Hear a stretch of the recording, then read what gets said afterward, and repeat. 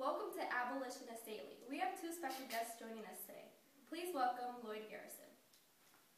How are you doing, Mr. Garrison? I'm doing great today, thank you. So, in the beginning of the narrative life of Frederick Douglass, you wrote the preface. Why did you agree to write the preface? Well, I wrote the preface to explain about Douglass's anti-slavery speech and his experiences during slavery.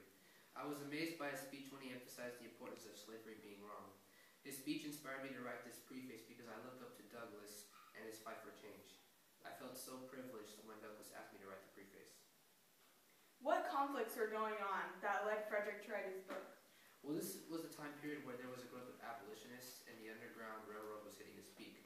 Slaves were actually starting to escape. So, where did you first meet Mr. Douglass? I was so privileged to meet him at an anti-slavery convention. When I first heard Frederick Douglass speak, I knew he was a powerful speaker and would do many great things. His book is just a start. Well, let's meet the inspiring man who was born into slavery, escaped his much-dreaded life, and is now a very well-known and influential abolitionist. Let's welcome Frederick Douglass. Hey, Mr. Douglass, it's a pleasure having you on my talk show this evening. How are you? I'm great. I'm pleased to be here and talking to all these wonderful people. So, Mr. Douglass, I hear you wrote a book on your experiences in slavery. How did you end up in slavery? Well, I was born into it. I was born in Tuckahoe, Maryland. I would give you a year myself, but I'm not sure about my age.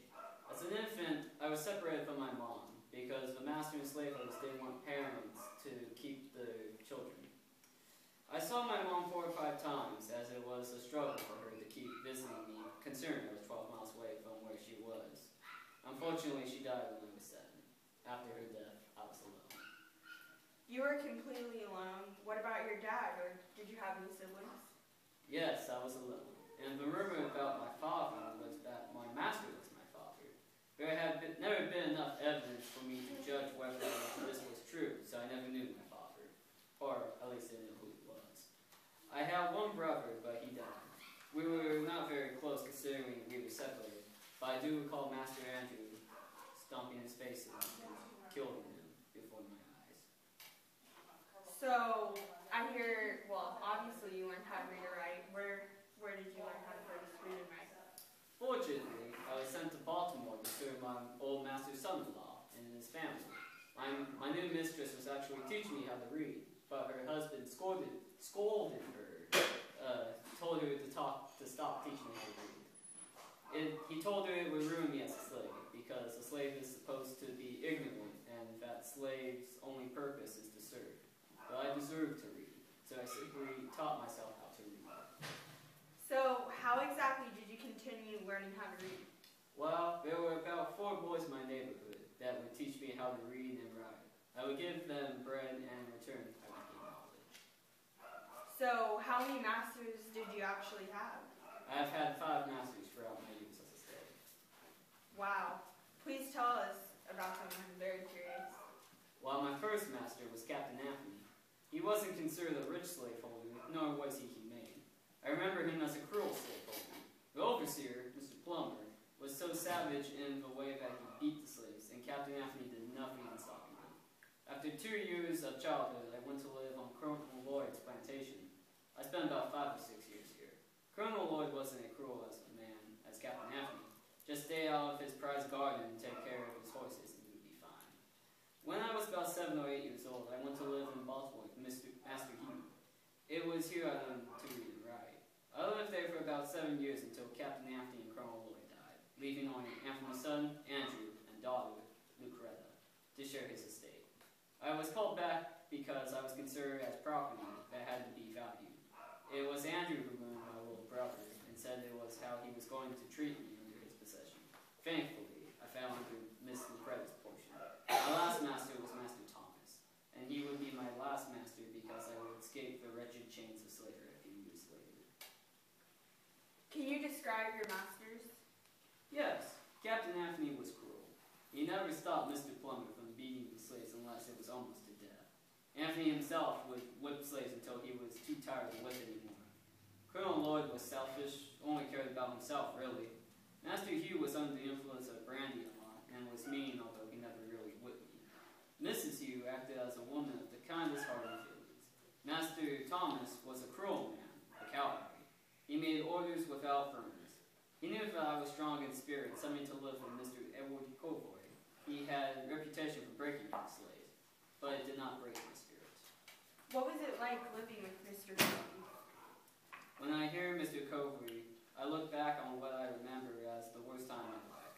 Not only was I starving, but I was beat savagely by Mr. Covoy. There was one such occasion where I was so tired and had no strength left that I fell and could not work. Mr. Covoy came over and kicked me and beat me. I was only with him for about a year when I left to live with Mr. Freeland. What was it like living with him? It was hard, but unlike being treated like dirt by Mr. Covoy, Mr. Freeland saw me as a human, an enslaved human, but he treated me with respect nevertheless. It was living with him that helped me learn more about religion and actually started believing in having a religious view. Have you ever almost encountered death as a slave? Yes, the first time when I was working for Mr. Convoy and his cattle almost smashed me. Then there was a time when I was working in Baltimore and was jumped at the shipyard I worked at. I was kicked and beaten and fled for my life. As soon as I got better, Master Hugh and I went to go see what could be done about what happened. But being colored, my testimony meant nothing. I could have been killed in front of 1,000 colored people, and the murderer would have been set free because our testimony means nothing. That's so sad. Yes, the life of a slave isn't a life at all. You're married, are you not? Yes, I am married. Wait, hold on. Sorry. I'm sorry to hear that. Yes, but life of a slave isn't a life at all. You're married, are you not? Yes, I am married. Tell us about your wife. My wife, Anna Murray, was free.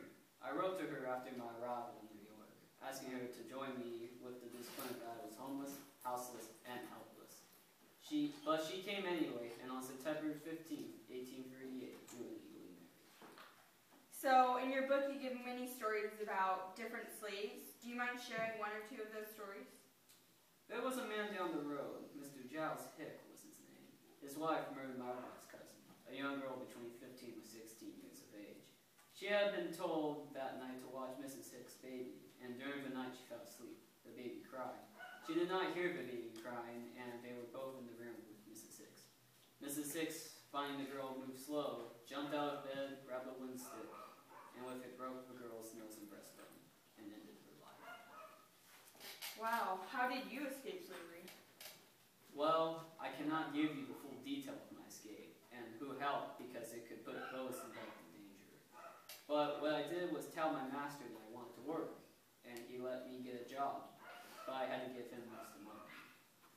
I kept about 10%, if that. What he did not know, that I would be leaving early for work and coming back at night. When the time was right, I made my escape without any interruption. I had asked for directions along the way, but as I said before, I didn't give the full detail. So, what do you think the effects of slavery have done to society? Well, I definitely think slavery has opened the eyes of many people. It's almost like you're for it or against it, and I would like to say that there is no in-between, but there is. There's a broad amount of people who fall under the pressure and what's socially acceptable. Being friends with an African American is not socially acceptable. Whether or not deep down in a person believes it to be wrong, it is socially. In the North, things are much different than in the South.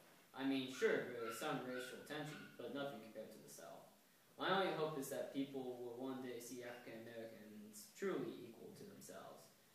There are a few fiends rising up to help the lessers like myself, and the numbers are growing, and I'm thankful for that. So, what would you say the theme of your book is, Mr. Douglas? I believe that the theme of my book is what makes a person truly free. As I have faced many trials throughout my life and wrote them in my book, you can find what different themes make a person truly free. So, what exactly do you think makes a person truly free? Well, at a young age, I realized the pathway from slavery to freedom. My mistress taught me how to read. Her husband was furious, and he believed the only way to keep a slave is to keep them ignorant. When I heard this, I realized that knowledge was my pathway to freedom, and that a way it was. Later in my slave life, I was working hard for nothing, no pay. While I was being paid very little, I didn't get the money. It all went to my master, which made me furious. When I escaped to freedom, I went to work with a glad heart and a willing hand because I was my own master. Wow. So, being your own master is what you believe as being truly free? Yes, definitely. Were you ever treated less than a human? Was I ever? Is that even a question? They treated me like a brute, lacking intelligence and nowhere near like a human. We slaves worked all day and all night, yet were beaten like dogs. I believe it. Things in the South are not looking so good. It's unfortunate for those who still suffer being enslaved to ruthless people. When you first achieved freedom, was it everything you had expected it to be? Well, I have never been able to answer this question with any satisfaction for myself. When I arrived to a free state, I had a moment of the highest excitement I had ever felt, but this state of mind soon subsided.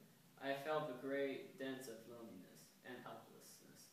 I was an African American in a world of white men, and I couldn't tell the difference between a good man or a bad man. There was no way for me to ever get a job being of my race. As it was a free state, the social competence were still there.